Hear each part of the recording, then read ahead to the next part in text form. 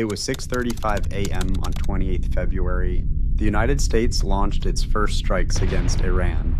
This was seen as the open transition from rising regional tensions into an active military phase. Just 10 minutes later, at 6:45, the State of Israel began a series of decapitation strikes. The main objective of this operation was the rapid elimination of Iran's political and military leadership. The initial targets included Iran's supreme leader Ali Khamenei and other high-ranking officials. Within the first 12 hours, the United States and Israel carried out 900 missile strikes against Iran's air defense systems, military infrastructure, and command centers.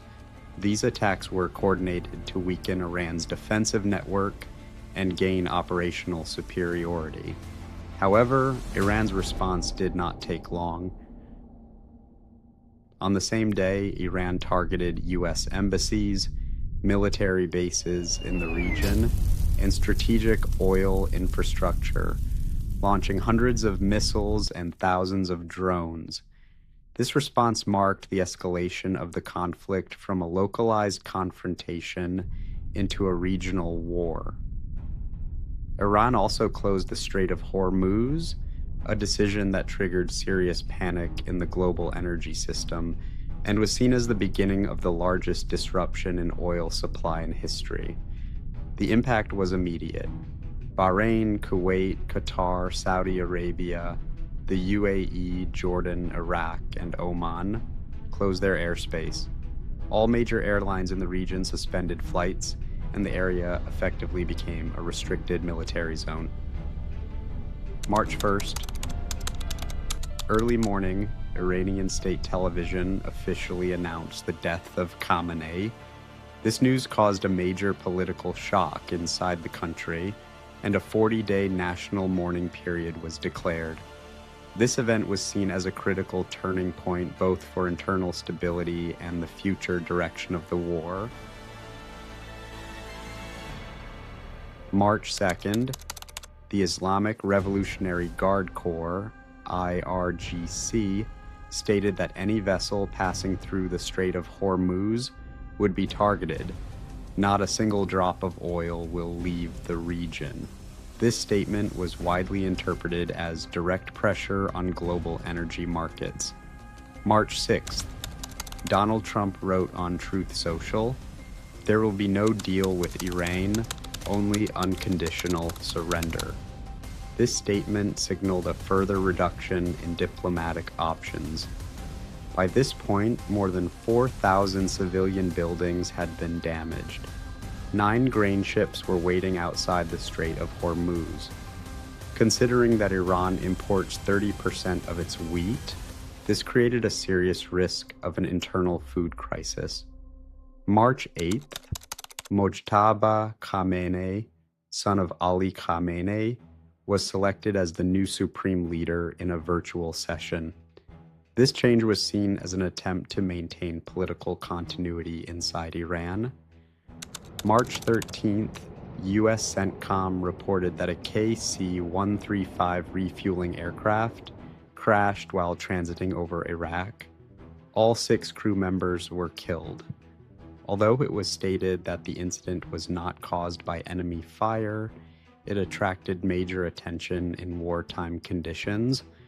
March 21st to 23rd, 2026. Reports emerged that the United States had prepared 6 demands for Iran and was seeking a diplomatic negotiation framework. This period marked parallel military and diplomatic pressure. March the 23rd, Donald Trump extended the ultimatum regarding strikes on Iran's oil terminals and stated that very productive talks are ongoing. He also claimed that the United States and Israel had won the war. However, in reality, fighting continued and the Strait of Hormuz remained closed. March 25th, Pakistan delivered a 6-point peace plan from the United States to Iran. The plan included the complete shutdown of Iran's nuclear program, restrictions on missile production, reopening of the Strait of Hormuz, cutting support for proxy forces, and easing of sanctions. April 1st, Trump claimed, Iran has asked us for a ceasefire. He also set a condition. The Strait of Hormuz must be open and free, then we will consider it. Iran's foreign ministry rejected this claim as false and baseless. April 3rd, a U.S. fighter jet was shot down during an operation over Iran. The pilot and weapon systems officer successfully ejected and survived. This was recorded as the first officially confirmed aerial loss of the war. April 5th, Donald Trump stated, if Iran does not open the Strait of Hormuz in 2 days, we will destroy power plants and bridges. That same day, a new ceasefire framework was prepared through Pakistan's mediation. Negotiations involved Pakistan Army Chief Asim Munir, U.S. Vice President J.D. Vance, Special Envoy Steve Witkoff, and Iranian Foreign Minister Arakchi. April 7th night, Trump announced on Truth Social, a 2-week ceasefire has been agreed with Iran. I accepted the Pakistan plan. Iran will immediately reopen the Strait of Hormuz. According to official data as of April 12th, Iran, 2,076 plus dead 26,500 plus injured 1,200 plus military casualties.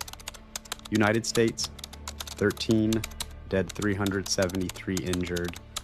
A total of 12 countries were affected by the war. 9 of them suffered the most damage. Israel, 26 plus dead, 800 plus injured, 300 plus missiles. UAE, 13 dead, 224 injured, 438 ballistic missiles, 2,012 drones, 19 cruise missiles. Bahrain, 3 dead, 42 plus injured, 132 missiles, 234 drones. Kuwait, 10 dead, 115 plus injured. Saudi Arabia, 2 dead, 7 plus injured, 38 plus missiles, 435 drones. Qatar, no deaths, few injuries, 203 missiles, 87 drones, 2 fighter jet attacks. Iraq, 118 plus dead, hundreds injured, 67 missile and drone attacks. Jordan, no deaths, 29 injured, 204 missile and drone attacks. Oman, 3 dead, 16 plus injured, 16 drone attacks. Other affected countries included Turkey, Azerbaijan, and Cyprus. If this analysis helped you understand the real situation, subscribe to the channel for more in-depth and shocking reports like this,